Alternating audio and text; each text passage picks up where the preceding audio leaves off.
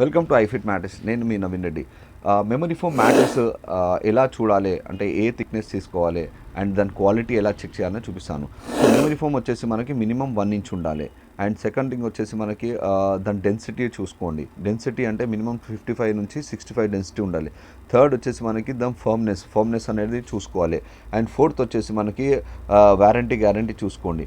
And ఇంకొకటి వచ్చేసి మనకి ముఖ్యంగా వచ్చేసి మనకి మోషన్ ఐసోలేషన్ చూసుకోవాలి. మోషన్ ఐసోలేషన్ అంటే పార్ట్నర్ డిస్టర్బెన్స్. సో దీని డెన్సిటీ వచ్చేసి మినిమం 55 to 65 డెన్సిటీ ఉండాలి. డెన్సిటీ ఏంటంటే మనకి మీరు ఇలా కంప్రెస్ చేసినప్పుడు మీకు ఎట్లా అనేది స్లోగా ఇది రీగెయిన్ అవుతుంది, అది చూసుకోవాలన్నమాట. దీన్ని డెన్సిటీ అంటాం. సో 55 to 65 డెన్సిటీ కంపల్సరీ ఉండాలి. సెకండ్ వచ్చేసి 1 inch thickness. So 1 inch thickness compulsory mattresses ఉండాలి. సో మీకు మెమరీ ఫోమ్ ఫీల్ కలుగుతుంది. దాని తర్వాత వచ్చేసి మనకి ఫర్మ్నెస్ అనేది మీడియం ఉండాలి. మీడియం అంటే మీరు ఇప్పుడు చూడండి, మీ బాడీ ఇంత ప్రెస్ అయినా కానీ మీకు బ్యాక్ సపోర్ట్ చాలా బాగా దొరుకుతుంది అనమాట.